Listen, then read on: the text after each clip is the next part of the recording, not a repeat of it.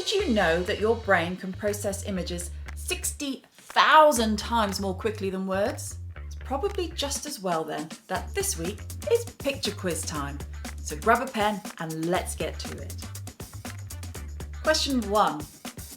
What is this bone called? And which other bones does it articulate with? Remember, you can pause the video to take your time to answer the questions.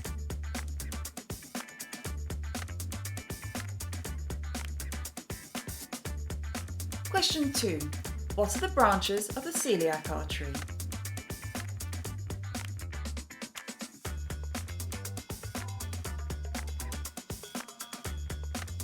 Question 3. What is the name of this structure? And what is its blood supply?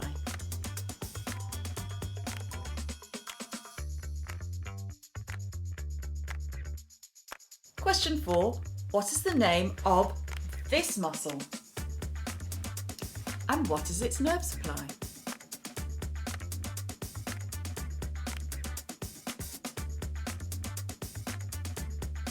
And the final question, question 5, what is the name of this structure and what is this layer of fat attached to it called?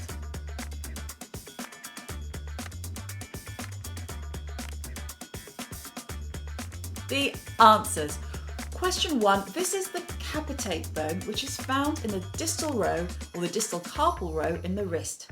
It is the largest of the carpal bones and occupies a very central position in the wrist. It has numerous bony articulations which include the scaphoid and lunate proximally.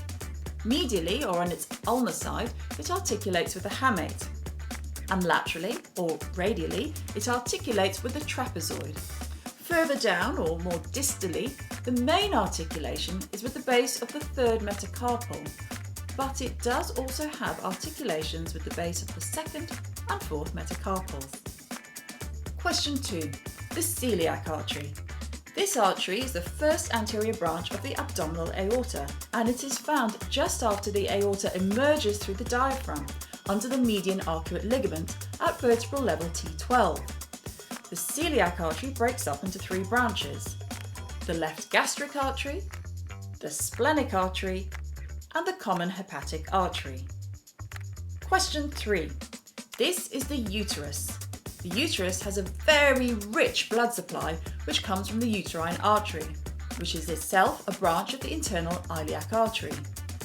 The uterine artery has a very tortuous route up the side of the uterus, sending several branches into the uterus.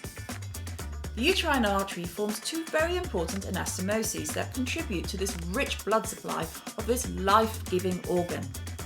Superiorly, it anastomoses with the ovarian arteries, which come directly from the aorta itself.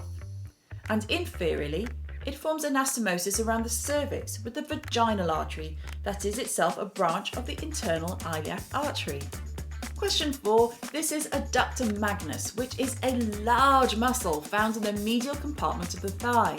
Now, the interesting feature about Adductor magnus is that it has 2 functional components: the adductor portion and the hamstring portion. The adductor portion arises from the ischiopubic ramus, and it inserts onto the gluteal line and the medial part of the linea aspera, which are both found on the posterior shaft of the femur. The hamstring portion arises from the ischial tuberosity of the hip bone and attaches more distally on the medial aspects of the femur at the adductor tubercle.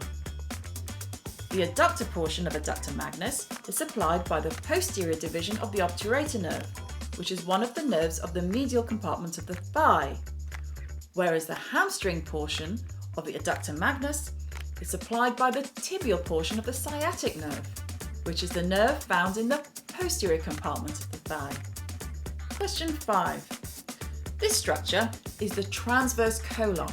It is continuous with the ascending colon at the hepatic flexure on the right side and with the descending colon at the splenic flexure on the left side.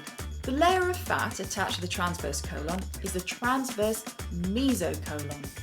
Now, the transverse mesocolon is a layer of visceral peritoneum that is reflected from the posterior abdominal wall, and it suspends the transverse colon in the peritoneal or abdominal cavity. The transverse mesocolon contains the middle colic vessels and their branches, the superior mesenteric plexus, lymphatics and lymph nodes. Due to its location, the transverse mesocolon actually divides the abdominal cavity into the supracolic and infracolic compartments. The supracolic compartment contains the stomach, liver and spleen, whereas the infracolic compartment contains the small intestines and the ascending and descending colons. I hope you liked this week's quiz, and remember, it's Friday, so stay funky! Your anatomy matters.